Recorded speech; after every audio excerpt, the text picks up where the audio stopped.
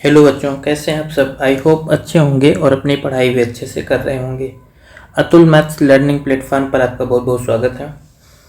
तो इस टाइम पे जैसे आप लोग इससे पहले जो चैप्टर पढ़ लिए हैं वो स्पीड टाइम एंड डिस्टेंस से रिलेटेड जो है बोटन स्ट्रीम एंड जो रेस से रिलेटेड क्वेश्चन थे, यानी उससे संबंधित जो क्वेश्चन थे उसको हमने कर लिया था और आपका speed time and distance chapter complete हो गया था। तो उसके बाद में अब मुझे कोई नया टॉपिक शुरू करना था जिससे कि जो मतलब आपके लिए एग्ज़ाम में जो है इम्पोर्टेंट हो, क्योंकि वो टॉपिक कंप्लीट हो चुका है तो नया स्टार्ट ही करेंगे। और इसमें जो है जो मेनली आपका अब इस टाइम पे टॉपिक बचा हुआ है वो परसेंटेज और उससे रिलेटेड जो टॉपिक हैं उसके, यानी कि प्रॉफिट एंड लॉस, डिस्काउंट, ये सारी चीज़ें जो है बची हुई हैं। और क्योंकि इससे पहले हमने आई थिंक 11 टॉपिक जो है कंप्लीट करवा दिए आपको, ठीक है। जब से हमने शुरू किया है तो अर्थमेटिक में जो मतलब मेनली जो टॉपिक आपसे पूछे जाते हैं उसमें जो 10-11 टॉपिक हैं उसको हमने जो है आप लोगों को अभी तक कंप्लीट करवा दिया है। जितने भी लोग जो है चैनल पे पहली बार आए हैं वो इससे पहले जितनी भी क्लासेस हुई हैं उनको एक बार देखें। इससे जो है आपके मैथ में जो है बहुत ज़्यादा हेल्पफुल होगा। मतलब मैथ अगर आपको अपनी इम्प्रूव करनी है, अच्छी करनी है, तो इससे पहले जितने भी सेशंस हुए हैं वो बहुत ज़्यादा जो है हेल्पफुल होंगे। तो चलो देखते हैं आज परसेंटेज चैप्टर में क्या करने वाले हैं, क्या पढ़ने वाले हैं। सबसे पहले तो हम थोड़ा सा इसका मतलब परसेंटेज में सीधे सी कुछ हम फ्रैक्शन वैल्यू समझेंगे कि हाँ कितने फ्रैक्शन परसेंटेज की जो कितनी फ्रैक्शन वैल्यू होती है। उसके बाद में फिर हम क्वेश्चन समझेंगे। जितने भी कॉन्सेप्ट होते हैं उनको हम आपको क्वेश्चन के थ्रू ही बताते हैं। तो हम कॉन्सेप्ट इस चैप्टर में भी जो है क्वेश्चन के थ्रू ही सीखेंगे, लेकिन उससे पहले जो है कुछ फ्रैक्शन वैल्यू हमें जो है याद होनी चाहिए। याद होने का मतलब क्या है, खैर याद नहीं है फिर भी आप निकाल सकते हो, बट याद नहीं रहेगा तो आपको थोड़ा सा टाइम लगेगा वहाँ पर। तो इसलिए हम प्रयास ये करेंगे, आप लोगों को बता भी देंगे कि आप लोग भी याद कर लो, और ठीक है, जिससे कि हम क्वेश्चन में उसको डायरेक्टली यूज कर पाए और हमारा टाइम जो है बच पाए। तो इस वाले चैप्टर में देन कि आप परसेंटेज यहाँ पर पढ़ने वाले हो, जो कि एक बहुत ही मतलब एक इम्पॉर्टेंट होता है अर्थमेटिक में। शायद ही कोई ऐसा एग्जाम होता होगा जिसमें परसेंटेज से आपका क्वेश्चन ना पूछा जाए। सारे एग्जाम में जो है पूछे जाते हैं। और बाकी वाली जो क्लास होती है डेली जो है 10 बजे होती है, तो जितने भी बच्चे जो है हम मैथ की जो है तैयारी कर रहे हैं, यानी अर्थमेटिक या पूरा जो भी पढ़ना है उनको, वो भी हाई लेवल के क्वेश्चन की प्रैक्टिस करने के साथ, तो वो लोग जो है डेली जो है 10 बजे आना ना भूलें। बाकी जो जीडी वाले बच्चे हैं जिनको प्रैक्टिस करनी है तो वो 11 बजे वाली क्लास को ज्वाइन कर सकते हैं। चलो यहाँ पर जो है अब हम नेक्स्ट स्लाइड पर जो है आपको कुछ परसेंटेज वैल्यू बताते हैं। मतलब यहाँ पर फ्रैक्शन वैल्यू रहेगी और परसेंटेज रहेगा, ठीक है। तो इन दो चीज़ों को यहाँ पर हम सीखते हैं कि क्या कितने परसेंट की वैल्यू जो है कितनी होती है। तो सबसे पहले मान लो हम यहाँ पर फ्रैक्शन लिखते हैं। सबसे पहले हम एक लिखते हैं, या फिर मान लो हम परसेंटेज की वैल्यू लिखते हैं। सबसे पहले मान लो लिखते हैं 100%। तो जो 100% का मान होता है वो किसके बराबर होता है, 1 के बराबर होता है। 100% का मान जो है 1 के बराबर होता है, तो ये आपको ध्यान रखना है। उसके बाद में अब जैसे 1 यहाँ पर है तो इसके बाद में हम परसेंटेज को लगभग इसका आधा या इस टाइप से करते जाएंगे। इसके बाद में मान लो हम लिखते हैं 50%। तो जो 50% होता है इसका मान होता है 1/2। उसके बाद में मान लो हम लिख लेते हैं 33 सही 1/3%, 33 सही 1/3%। और इसी को देखो परसेंटेज में ही जो है इसको एक और लिखते हैं, इसको दूसरे अलावा और क्या लिखेंगे, अगर इसी को डेसिमल में लिखते तो हम लिखते 33.33%। इसको हम इतना लिखते हैं और इसका जो मान होता है ये होता है 1/3। तो अगर 33 से 1/3% लिखा रहता तब तो आप निकाल लेते हो, लेकिन 33.33% रहेगा। इसको आप 100 से डिवाइड करोगे तो 1/3 बनता ही नहीं है, क्योंकि यहाँ पर 3 अनलिमिटेड टाइम होता है। तो इसकी वजह से प्रॉब्लम भी होती है अगर आपने पहले इसको थोड़ा सा नहीं सीखा है तो। और इसके बाद में क्या होता है 25%। अगर मान लो हम लिख लेते हैं, जो 25% की वैल्यू होती है ये होती है 1/4। इसके बाद में हम मान लो 20% को लिखते हैं, 20%। तो 20×5 100 होता है, 1/5 हो जाएगा इसका मान, ठीक है। 20% का मान क्या हो जाएगा, 1/5 हो जाएगा। और इसके बाद में फिर मान लो हम 20 के बाद में और इससे नीचे आते हैं तो ये हो जाएगा 16.66%। 16.66%। इसको आप क्या लिख सकते हो, और तो इसको और लिखते हो 16 सही 2/3%, अगर सही बटे में लिखते हो तब। तो यहाँ पर जो है चलो अच्छा मान लो सही बटे वाला हम पहले ही लिखते हैं, क्योंकि सब में हम पहले लिख रहे हैं तो इसको पहले कर देते हैं। 16 सही 2/3%। इसी को अगर दशमलव में लिखोगे तो आएगा 16.66%। और जिस जो 16.66% होता है इसका जो मान होता है 1/6 होता है। उसके बाद में फिर हम अगला, अब देखो यहाँ पर जो परसेंट आप फ्रैक्शन में देख रहे हो, सबसे पहले 1 आया, फिर 1/2, 1/3, 1/4, 1/5, 1/6। अब ऐसे हम 1/7, 1/8, 1/9 ऐसी वैल्यू को जो है हम पढ़ते चलेंगे। तो अगला मान लो हम इसके बाद में लिखते हैं 1/6 के बाद में 1/7 की वैल्यू लिखेंगे। तो 1/7 की जो वैल्यू होती है वो दशमलव में तो होती है 14.28% और फ्रैक्शन में होती है 14.2/7%। 14.2/7% होगा। इसको अगर दशमलव में लिखोगे तो ये बन जाएगा 14.28%। इसका मान क्या होता है 1/7 होता है। इसके बाद में फिर हम 1/8 का मान लिखेंगे। तो 1/8 को अगर लिखोगे तो 12.5% होता है, या इसको लिख सकते हो 12 से 1/2%, और या फिर जो है 12.5%। इसका मान क्या हो जाएगा 1/8 हो जाएगा। उसके बाद में फिर हम 1/9 का देखेंगे। 1/9 जो है 11 से 1/11% होता है। 11 से 1/11 सॉरी 1/9, अच्छा यहाँ पर बटे में 9 है तो यहाँ पर 11 से 1/9% हो जाएगा। क्योंकि इसको सॉल्व करोगे, देखो 11 9 99, तो इसको सॉल्व भी कर सकते हो आप।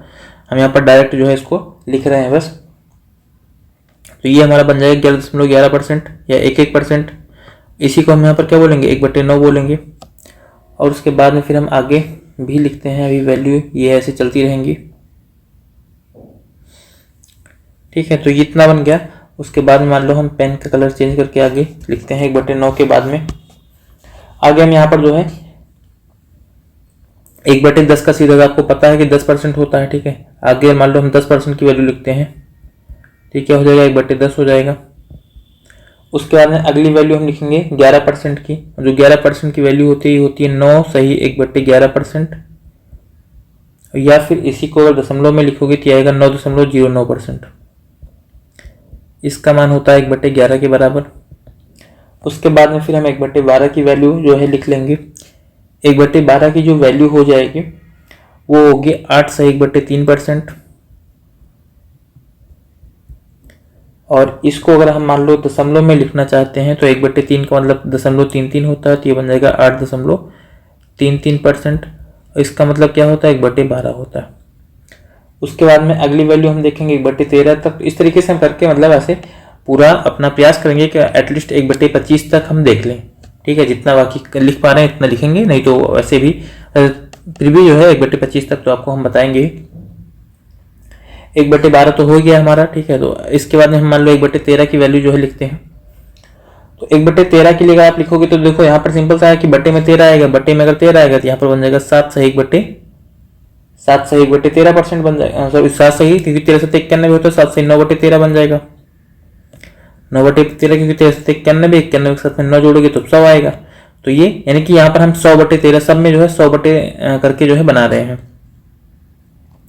तो 7 सही 9/13%। और अगर इसी को आपको दशमलव में लिखना चाहते हो तो ये बन जाएगा 7.69%। 7.69%, और इसका मान हो जाएगा 1/13। इसके बाद में फिर हम अगली वैल्यू लिखेंगे 1/14 की। तो 1/14 की वैल्यू होगी, यानी दशमलव में रहेगा तो रहेगा 7 से 1/7%। और अगर मान लो यानी कि सही बटे में रहेगा, और अगर मान लो इसी को हम दशमलव में लिखना चाहते हैं तो ये बन जाता है 7.14%। तो इसका मान हमारा बन जाएगा 1/14। इसके बाद में फिर हम अगली वैल्यू लिखेंगे 1/15 की। 1/15 जो होता है ये होता है 6 सही 2/3% का मान। इसी को अगर आप दशमलव में लिखना चाहते हो 6.2/3 का मतलब होता है 6 तो 6.66%। इसका मान जो होगा 1/15 हो जाएगा। उसके बाद में फिर हम अगली जो वैल्यू लिखेंगे 16% की, तो ये हो जाएगा 6 से 1/4%। 1/16 की का जो मान होगा वो कितना होगा 6 से 1/4%। और 6 से 1/4 को अगर आप दशमलव में लिखोगे तो 1/4 का मतलब होता है 0.25, यानी कि बन जाएगा 6.25%। और यही क्या होगा 1/16 के बराबर हो जाएगा। अगला मान लो हम 1/17 का मान लिखना चाहते हैं। 1/17 की जो वैल्यू होगी उसको लिखना चाहते हैं, तो ये हमारा बन जाता है 5 सही 15/17, क्योंकि 17 × 25 85 होता है, 15 जोड़ेंगे 100 बन जाएगा। इतना परसेंट आएगा। और इसको अगर आप दशमलव में लिखना चाहते हैं तो ये होता है 5.88%। इसका मान आ जाएगा 1/17। चलो इसके बाद में फाइनल हम एक और लिख लेते हैं साइड में, तो हो सकता है कि हमारा ये पूरा का पूरा जितना हमने लिखना है 1/25 तक, तो वो हमारा कंप्लीट हो जाए। पेन दूसरे से लिख लें, चलो चेंज कर लेते हैं, मान लो येलो से या फिर ब्लू से लिख लेते हैं लास्ट में। 1/17 तक हो ही गया है। उसके बाद में फिर हमें आगे 1/25 तक हम प्रयास करेंगे कि लिखें यहाँ पर जो पूरा जो है। तो 1/18 का मान इसके बाद में हम लिखते हैं। 1/18 के लिए अगर आप लिखोगे तो हो जाएगा 5.59%, सॉरी 5.5/9% हो जाएगा, क्योंकि दशमलव तो इसके बाद में लिखेंगे, दशमलव वाला जो भी है। और अगर इसको आप दशमलव में लिखोगे तो सबसे पहले 5 तो आएगा ही, देखो ये तो सबसे पहले आएगा, बाकी यहाँ पर 50 है, तो 50 को आप 9 से भाग करोगे तो यहाँ पर कितना आएगा, 5 ही तो आएगा। 5 आएगा मतलब ये बन जाएगा 5.55%। इसका मान क्या हो जाएगा, 1/18 के बराबर हो जाएगा। इसके बाद में फिर हम 1/19 का मान लिखेंगे। 1/19 का मान अगर लिखोगे तो हो जाएगा 5.5/9%। 5/9 नहीं, अच्छा ऊपर 9 है, यहाँ पर हो जाएगा 19, क्योंकि 19 पंचे 95 और 5 जोड़ेंगे 100 हो जाएगा। ये बन जाएगा हमारा, ये जो है सॉरी परसेंट में रहेगा। और अगर इसको आप दशमलव में लिखना चाहोगे तो 5 तो रहेगा ही, बाकी हमें 50 है तो 19 सबसे पहले 2 बार जाएगा, ठीक है। और इसको आप डिवाइड करना चाहोगे सबसे पहले 2 बार जाएगा, फिर आगे जो है 19 दूना 38 हो जाएगा, और फिर यहाँ से बचेगा कितना 12, तो 6 बार जाएगा, 5.26%। और इसी का मान क्या होता है, 1/19 होता है। इसके बाद में फिर अगला 1/20, तो ये तो सिंपल होता है, बिल्कुल आपको पता ही है। ये कितने परसेंट का मान होता है, 5% का मान होता है। 5% का मान क्या होता है, 1/20 होता है। ये तो बिल्कुल सिंपल सा है। उसके बाद में फिर हमें अगला लिखना है 21% का मान। तो 21% का जो मान होता है, सॉरी 21% का मान नहीं, 1/21 का जो मान होता है, 1/21, क्योंकि हम यहाँ पर थोड़ा जो है गलती से लास्ट में हर बार परसेंट बोल दे रहे हैं, लेकिन वो 1/21 का मान है। 1/21 का मान जो परसेंट में होता है वो होता है 4 सही 16/21 परसेंट। और इसको अगर आप दशमलव में लिखना चाहोगे तो आएगा 4.76%। इसका जो फ्रैक्शन में मान होता है ये होता है 1/21। उसके बाद में फिर अगला हम 1/22 का लिखेंगे। तो 1/22 का जो दशमलव यानी परसेंटेज में मान होता है वो होता है 4 सही 6/11%। और इसको अगर आप दशमलव में लिखना चाहोगे तो सबसे पहले 4 आएगा, फिर 11 × 5 = 55 और 5 बचेगा तो 11 × 4 = 44, मतलब 4.54% आ जाएगा। 4.54% का मान क्या होगा, 1/22 के बराबर हो जाएगा यहाँ पर। इसके बाद में अगर हमें 1/23 का मान लिखना होगा, तो जो 1/23 का मान होगा ये बनेगा 4 सही 8/23%। और अगर इसको आप दशमलव में लिखना चाहोगे तो ये बन जाएगा हमारा 4.34%। इसका जो फ्रैक्शन वैल्यू आता है 1/23 आता है। उसके बाद में हमारा 2 और बच रहा है, 1/24 1/25। तो 1/24 का हम पहले लिख लेते हैं, क्योंकि 1/25 तो सिंपल ही होता है, तो 1/24 हो जाएगा ये 4 सही 1/6%।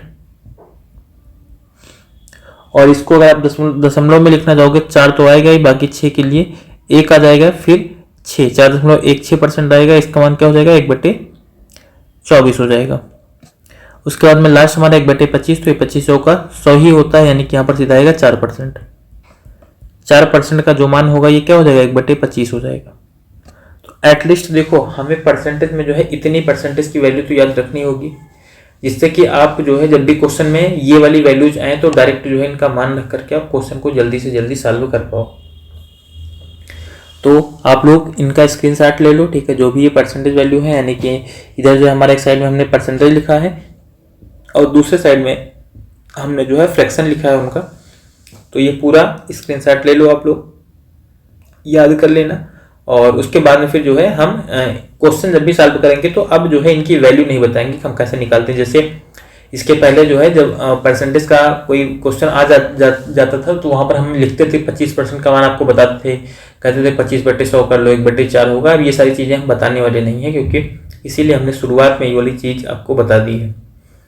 और अब केवल इसी चैप्टर में नहीं, हम कहीं पर भी जो है परसेंटेज आएगा तो नहीं बताएंगे।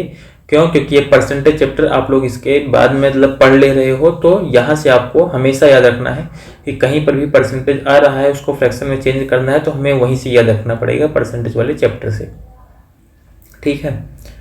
तो थोड़ा सा इसका आप स्क्रीनशॉट ले लो, उसके बाद में फिर हम आगे चलते हैं मतलब क्वेश्चन की तरफ और वहाँ से फिर क्वेश्चन करते हैं। तो आप लोगों ने इसका स्क्रीनशॉट ले लिया होगा और बाकी इसको आप सेव कर लेना या अपनी जो भी गैलरी है वहाँ पर फेवरेट में ऐड कर लेना और उसके बाद में फिर सारा डाटा जो है जो भी सारी वैल्यूज इनको याद कर लेना। चलो उसके बाद में फिर हम आगे अपना देखते हैं। चलो बेसिक यहाँ पर जो है अगली स्लाइड पे हम आपको कुछ बेसिक से फार्मूले यहाँ पर बता देते हैं। फार्मूले का मतलब क्या है कि अगर मान लो कहीं पर भी हमें परसेंटेज चेंज निकालना है तो हमें क्या करना होगा, इस तरीके से करके जो है कुछ चीज़ें आपको बता देते हैं। मान लो यहाँ से हमें कहीं कह रहा है कि जो है ए जो है बी से कितना परसेंट अधिक है, ठीक है। ऐसे मान लो पूछता है कितना परसेंट ज़्यादा और या फिर जो है कम है। तो अगर ऐसे क्वेश्चन को हम यहाँ पर करने के लिए यहाँ पर क्या करें कि हमारा ए जो है बी से कितना परसेंट ज़्यादा है या कितना कम है। सबसे पहले ऐसा मान लो कि ए बी का कितना परसेंट है, ये समझ लो आप ए बी का कितना परसेंट है, यही समझ लो सबसे पहले। तो अगर ए जो है बी का कितना परसेंट है यानी कि यहाँ पर क्या हो जाएगा ए बटे बी और गुणे 100% हो जाएगा सबसे पहले। तो इस तरीके से हम निकाल लेंगे। और अगर मान लो यहाँ पर ज़्यादा या कम पूछता है, ज़्यादा या चलो इसको क्वेश्चन में करेंगे क्योंकि यहाँ पर इतना अलग से कुछ खास इतना कुछ स्पेशल होता नहीं बताने का। बाकी एक थोड़ा सा आपको यहाँ पर ध्यान रखना है कि जो आय और व्यय और बचत वाला होता है, यानी कि यहाँ पर हमेशा ये ध्यान रखना आपको एक फॉर्मूला थोड़ा सा कि आय बराबर क्या होता है, आय बराबर हमेशा क्या होता है व्यय प्लस बचत होता है। यानी कि अगर मान लो कोई व्यक्ति कुछ कमा रहा है पैसा तो क्या करेगा, या तो जो है खर्चा कर देगा उसको या तो बचा लेगा उसमें से, या तो खर्चा कर देगा या तो बचा लेगा। कहने का मतलब कि अगर मान लो कोई व्यक्ति 100 रुपये कमा रहा है उसमें से जो है 80 रुपये खर्चा कर दे रहा है तो फिर 20 रुपये उसका बचेगा। तो इस तरीके से उसके जो खर्चा किया उसने जो उसके पास बचा है उन दोनों को जोड़ोगे तो आय के बराबर होगा। इस तरीके से ये वाला क्वेश्चन, क्योंकि यहाँ पर जो है हमसे पूछा जाता है अक्सर कि मान लो किसी की आय व्यय और बचत एक बार दे दी जाएगी, उसके बाद फिर उसमें किसी में एक या किसी दो में जो है परसेंटेज चेंज बताएगी, हाँ इतना इतना परसेंट चेंज हो रहा है, तो फाइनल चेंज जो है कितना परसेंट आ रहा है आय में, मतलब जिन दो में पूछ रहेगा उसके अलावा तीसरे में आपसे पूछ लेगा। तो ये आपको ध्यान रखना है। बाकी कितना अधिक है या कितना कम है ये हम आगे क्वेश्चन में वहीं पर उसे देख लेंगे, क्योंकि इतना कुछ है नहीं जैसे कि आप सीधा सा जो है मान लो समझते भी हो। मान लो हम ऐसे लिख देते हैं कि ए जो है ए बी से कितना परसेंट अधिक है।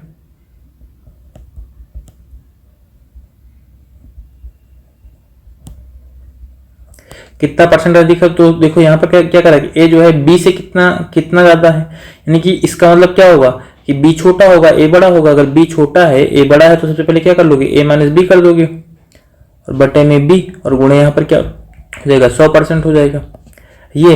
और अगर मान लो यहीं पर जो है कम पूछा गया होता, ये पूछा गया होता कि ए जो है बी से कितना परसेंट कम है, कितना परसेंट कम है, अगर ये मान लो पूछा गया होता तो यहाँ पर क्या करते, देखो कह रहा है बी से कितना परसेंट कम है, मतलब बी यहाँ पर बड़ा है। अगर बी बड़ा है बी में से ए को घटा दो और यहाँ पर क्या कर रहा है बी से, तो जिससे पूछा गया उसको नीचे रखेंगे गुणे 100% कर लेंगे। तो इस तरीके से करके यहाँ पर हम निकाल लेते हैं इनकी वैल्यूज को। चलो इसके बाद में फिर हम अपना क्वेश्चन देखते हैं कि हमारा क्वेश्चन क्या है और परसेंटेज में कौन कौन से हमारे क्वेश्चन पूछे जाते हैं और उन्हें हमें जो है किस तरीके से सॉल्व करना है। तो जैसे सबसे पहले यहाँ पर हमारा क्वेश्चन है, कह रहा राजू की आय जो है उसके व्यय से 20% अधिक है। यदि उसकी आय में 60% और व्यय में 70% की वृद्धि होती है तो उसकी बचत कितने परसेंट बढ़ेगी या कम होगी, ये हमें बताना है।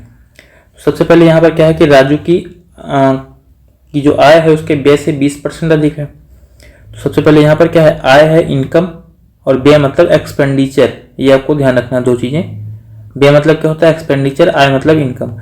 आय जो है व्यय से 20% अधिक है। 20% का मान तो आपको पता ही चल गया क्या होता है, 1/5 होता है। 1/5 होता है मतलब 5 रुपए वो खर्चा कर रहा है तो फिर 6 रुपए उसकी कमाई है, ये हो गया।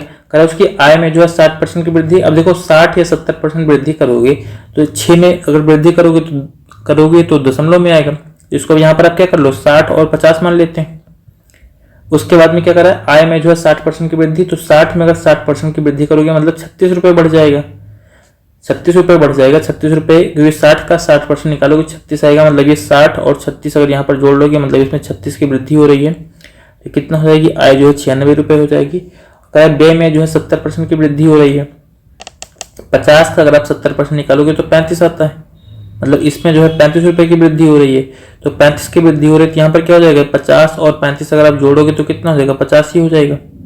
अगर उसकी बचत जो है कितने परसेंट बढ़ गई, ये हमें यहाँ पर बताना है। देखो यहाँ पर जो है इनकम था, ये एक्सपेंडिचर था। आय बराबर, ये आपको पता ही है, आय बराबर क्या होता है, व्यय और प्लस बचत होता है, प्लस सेविंग हो जाएगा। तो यहाँ पर जो है 60 रुपए इसने खर्चा किया, 60 रुपए कमाया था, 50 रुपए इसने खर्चा कर लिया था। इसका यहाँ पर कितना बचा था, 10 रुपए इसका मतलब बचा था। तो इसको आप ऐसे चेंज कर लो, बराबर करके इस तरीके से कर लो। यही सेम चीज यहाँ पर हो जाएगी। इसने 96 रुपए इसमें बढ़ गया, 50 में इतना बढ़ गया। अब यहाँ पर इसका क्या हुआ, तो 96 में से 85 इसने खर्चा कर लिया है, तो इसके पास में बचा कितना है, तो 10 रुपये अभी भी बचा हुआ है। 10 ही रुपये तो आ रहा है नहीं, यहाँ पर 5 और 6 11 रुपये आ रहा है।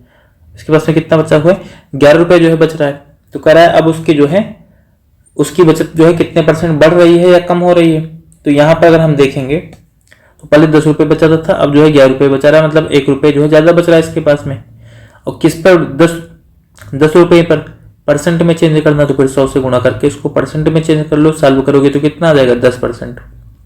और यहाँ पर क्या हो रही है, वृद्धि हो रही है, क्योंकि यहाँ पर प्लस हो रहा है, इसमें प्लस हो रहा है 1 रुपये।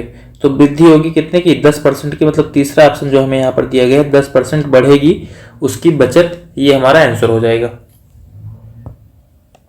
चलो इसके बाद में फिर हम दूसरा क्वेश्चन देखते हैं। दूसरा यहाँ पर जो हमारा क्वेश्चन है, यहाँ पर करा कि ए की आय बी की आय से 25% अधिक है और सी की आय ए और बी की आय के योग से 65% कम है। सी की आय ए की आय से कितने परसेंट कम है, ये हमें यहाँ पर बताना है। यहाँ पर 3 लोग हैं, इन तीनों के बारे में हमसे कुछ बताया जा रहा है। करा ए है, बी है और सी है। करा ए की आय बी की आय से 25% अधिक है। 25% का मतलब होता है 1/4, मतलब बी की आय अगर 4 रुपए होगी तो ए की आय कितना हो जाएगी, 5 रुपए हो जाएगी। करा सी की आय जो है ए और बी की आय के योग से 65% कम है। देखो ये 5 और 4 है, इसको 50 और 40 मान लो, इस तरीके से मान लो, क्योंकि 65% निकालना है जिससे कि हम दशमलव से बच पाए। ठीक है।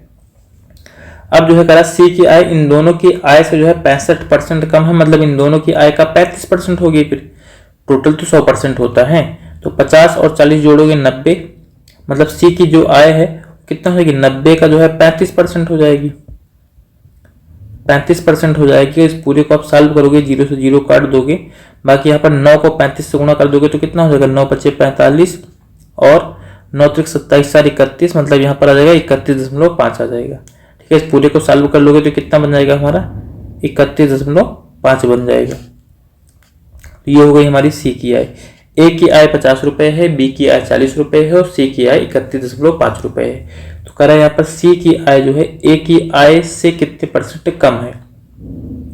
तो पहले तो हम ये निकाल लेंगे कि कितना कम है। यहाँ पर ए की आय जो है 50 है और सी की आय 31.5 हो रही है, तो कितना कम आ रहा है। यहाँ पर अगर मान लो घटा के इसको देखते हो तो घटाने पर यहाँ पर कितना, 50 में से यहाँ पर घटा लो आप, 50 में से 31.5 को अगर आप घटाओगे तो हमारा पूरा कितना बन जाएगा, ये 18.5 ही तो बनेगा, 18.5 बनेगा, क्योंकि अगर 32 होता तो 18 आता, लेकिन 31.5 है इसलिए 18.5 हो जाएगा। और किससे को जो है कम है, ए से, तो ए को यहाँ पर नीचे रख दो और गुणे कर लो 100%। इस पूरे को आप सॉल्व करोगे, 50 दूना 100 होगा, 18.5 को जब 2 से गुणा करोगे तो कितना आ जाएगा, 37% आ जाएगा। मतलब यहाँ पर सी की जो आय है वो ए से 37% कम है, जो कि हमें यहाँ पर चौथे ऑप्शन में जो है 37% दिया गया है, यही इसका आंसर हो जाएगा। चलो इसके बाद में फिर हम अगला क्वेश्चन देखते हैं अपना। तीसरा यहाँ पर हमारा जो क्वेश्चन दिया गया है यह है, कह रहा है कि ए की आय बी की आय से 50% अधिक है। यदि ए की आय में 40% की वृद्धि हुई और बी की आय में 90% की वृद्धि हुई तो उनकी संयुक्त आय में प्रतिशत वृद्धि होगी, यानी कि यह हमें बताना है कि कितने परसेंट की जो है प्रतिशत वृद्धि होगी, यह हमें बताना है। तो सबसे पहले ए और बी की आय हम लिख लेते हैं कुछ। कह रहा है ए की आय बी की आय से 50% अधिक है। देखो 50% का मतलब क्या होता है, 1/2 होता है। तो बी की आय अगर 2 होगी तो ए की आय कितना हो जाएगी, 3 हो जाएगी। कह कह रहा है ए की आय में 40% वृद्धि करना है, 40% वृद्धि करना है। देखो इसको 30 मान लो, इसको 20 मान लो, जिससे कि अब यहाँ पर अगर हमें मान लो कुछ परसेंटेज वृद्धि करनी है तो हमें प्रॉब्लम ना हो। अब यहाँ पर कह रहा है ए की आय में 40%, तो इस 30 का अगर 40% निकालोगे तो हो जाएगा 30 गुणे 40/100, सॉल्व कर लोगे तो कितना आ जाएगा, 12 आ जाएगा। और बी की आय में 90%, 90% अगर निकालोगे 20 का तो 20 गुणे 90/100 करोगे, ये कितना आएगा, 18 आएगा। मतलब कि ए में जो है 12 की वृद्धि हुई, 30 में अगर 12 जोड़ोगे तो कितना बन जाएगा हमारा, 42 हो जाएगा। मतलब ए की आय 42 हो चुकी है और बी की आय 20 और 18 ये जो है 38 हो चुकी है। करा इन दोनों की संयुक्त आय में कितने परसेंट की वृद्धि हुई। देखो पहले जो है इन दोनों की कुल आय कितनी थी, तो पहले तो इन दोनों की कुल आय 50 रुपए हो रही थी, और अब इन दोनों की कुल आय कितनी हो जाएगी, इन दोनों को जोड़ लोगे 40, 30, 70 और 10, 80, मतलब अब 80 रुपए इनकी आय हो जा रही है। तो 50 से 80 में 50 से सीधा 80 हो गई, तो कितने की वृद्धि हो गई, 30 की। और कितने पर, 50 पर। परसेंट में चेंज करना तो फिर 100 से गुणा करके परसेंट में चेंज कर लो। यहाँ पर 50 दूना 100 आएगा और 30 दूना 60%। मतलब यहाँ पर जो इनकी संयुक्त आय थी उसमें कितने की वृद्धि हो गई, 60% की वृद्धि हो गई है, जो कि यहाँ पर हमें तीसरे ऑप्शन में दिया हुआ है। तो तीसरा ऑप्शन इस क्वेश्चन का आंसर हो जाएगा। चलो फिर अगला क्वेश्चन देखते हैं हम इसके बाद में। अगला यहाँ पर हमारा क्वेश्चन है, करा जब किसी वस्तु के मूल्य में 20% की कमी हुई तो उसकी बिक्री में x% की वृद्धि हुई है। यदि राजस्व प्राप्ति में 60% की वृद्धि हुई तो x का मान क्या है। देखो जब भी जो है ऐसा क्वेश्चन मिल जाए तो आप ऐसे क्वेश्चन को आप जो है सीधा सक्सेसिव से लगा सकते हो। बाकी दूसरा तरीका भी है, लेकिन सक्सेसिव इसके लिए आसान पड़ेगा। कह रहा है मूल्य में क्या हो रही है, 20% की कमी हो रही है, बिक्री में जो है x% की वृद्धि हो रही है, और टोटल चेंज कितना रहा, 60% बढ़ रहा है। तो मूल्य में 20% की कमी मतलब -20, और बिक्री में x% की वृद्धि तो +x। यहाँ पर क्या हो जाएगा माइनस, फिर क्या होगा 20 और गुणे ये x जो है एक माइनस में, तो यहाँ पर x सीधा रखो, बटे में 100 कर लो। ठीक है, इस पूरे को भी यहाँ पर अब सॉल्व कर लेंगे हम। ये वाला जो माइनस आया है ये x की वजह, ये जो है 20 की वजह से आया है, ये आप ध्यान रखना, क्योंकि एक कमी है यहाँ पर। और बराबर टोटल चेंज यहाँ पर कितना रहा, 60% की वृद्धि हो रही है, यानी कि यहाँ पर 60 रख लो। इस पूरे को सॉल्व कर लो, बस x का मान हमें मिल जाएगा। इस वाले 20 को इधर लेकर के जाएंगे, पहले इसको सॉल्व कर लो। देखो 20 1 के 20, 20 5 600, इसको सॉल्व करोगे 5x में से x घटेगा, मतलब ये बन जाएगा 4x/5 बराबर 60 के साथ में वाला 20 ले जाके जोड़ लोगे तो इधर बन जाएगा 80। 4 से 80 को काट देंगे तो ये 20 बार में कट जाएगा, और 5 से 20 को गुणा कर देंगे तो x का मान कितना आ जाएगा, 100 आ जाएगा। मतलब यहाँ पर जो बिक्री थी, जो उसकी बिक्री थी यानी कि वस्तु की, वो कितनी बढ़ गई, 100% बढ़ गई है। मतलब तीसरा ऑप्शन इस क्वेश्चन का हमारा आंसर हो जाएगा। तो ऐसे करके आप क्वेश्चन को लगा सकते हैं। ठीक है, बाकी इसका दूसरा तरीका क्या है और हम कैसे लगा सकते हैं, तो देखो आप ऐसे भी इसको लगा सकते हो। मूल्य में 20% की कमी हो रही है, तो जो प्राइस है वो क्या हो रहा है, 20% कम हो रहा है। मतलब 20% का मतलब होता है 1/5, मतलब 5 रुपए से 4 रुपए हो जा रहा है। बिक्री में जो है x% की वृद्धि हो रही है, तो बिक्री पहले कितनी थी ये हमें नहीं पता है, तो मान लो ऐसे मान लेते हैं पहले बिक्री 100 थी और अब कितना हो जाएगी, फिर 100 पर x% निकालोगे तो x ही आएगा, मतलब 100 + x मान लो आप।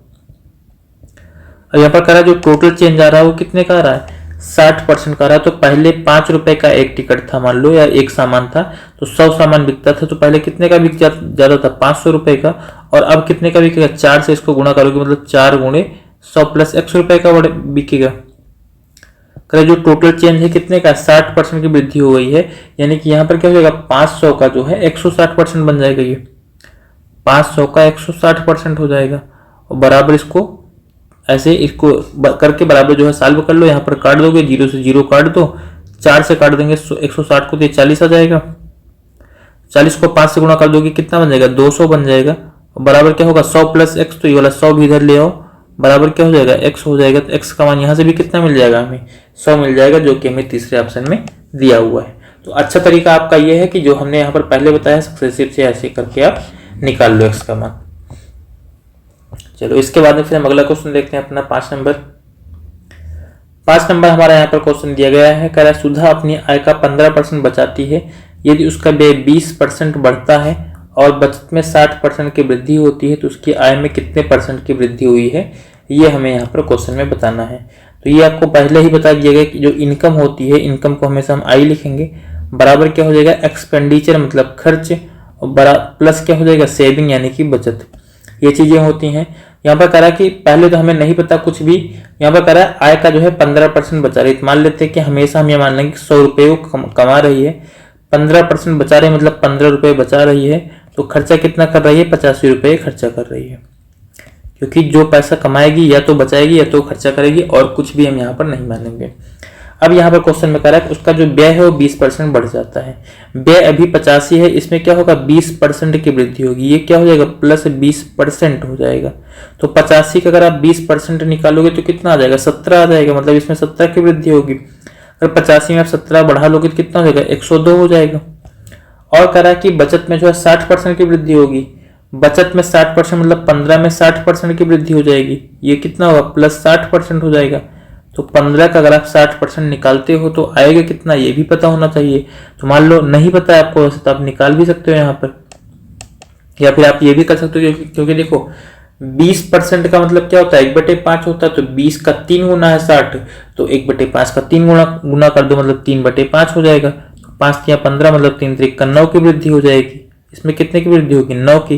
15 में अगर आप 9 जोड़ोगे तो कितना हो जाएगा 24 रुपये हो जाएगा। यानी कि पहले जो है 100 रुपये कमाता था, 85 रुपये खर्चा करता था और 15 रुपये बचाता था, लेकिन अब 102 रुपये खर्चा कर रहा है, 24 रुपये बचा रहा है, तो कमाएगा कितना, दोनों को जोड़ोगे जितना उतना आएगा वही तो कमा रहा होगा। ये 102 में 24 जोड़ोगे मतलब अब ये 126 रुपये कमा रहा है। अगर अब ये 126 रुपये कमा रहा है तो कह रहा है आय में कितने % की वृद्धि हुई, यही तो हमें बताना है। तो आय पहले 100 रुपये थी और अब कितना हो गई 26 हो गई। तो आपको ये पता है कि 100 पर जो है जितना % मतलब जितने का निकालेंगे उतना ही % भी आएगा। जितने भी जो है मान लो कोई भी वैल्यू है, कोई भी मान है 100 पर, अगर उसका % निकालना चाहोगे तो उतना ही % आएगा। मतलब यहाँ पर क्या हो रहा है इसकी आय में जो है 26% की वृद्धि हो जा रही, जो कि हमें यहाँ पर पहले ऑप्शन में दिया हुआ है। तो पहला ऑप्शन इसका आंसर हो जाएगा हमारा। उसके बाद में फिर हमारा अगला क्वेश्चन जो है कि 6वां नंबर है। यहाँ पर कह रहा है कि ए बी से 20% कम है और सी डी से 30% अधिक है।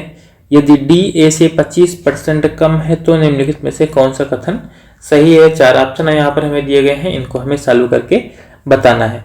तो आज वाले मतलब इस सेशन को हम यहीं पर जो है एंड करेंगे। ये जो क्वेश्चन 6 नंबर का है ये आपका होगा होमवर्क क्वेश्चन, ठीक है। इसको आप लोग करके जो है क्वेश्चन को सॉल्व करके कमेंट करोगे इसका आंसर, और फिर जो है बाकी नेक्स्ट क्लास में हम क्वेश्चन नंबर 6 से शुरू करके आगे के जो क्वेश्चन होंगे उनको करेंगे, ठीक है। और बाकी जितने भी लोग हैं क्लास में बने हैं अभी तक, वो एक बार क्लास को लास्ट में शेयर कर देंगे, जिससे कि रिकॉर्डेड जो सेशन है बच्चों के पास तक पहुंच जाए, ठीक है। तो बाकी हम क्लास को यहीं पर एंड करते हैं। जितनी भी % वाली वैल्यू है उसको आप याद कर लेना।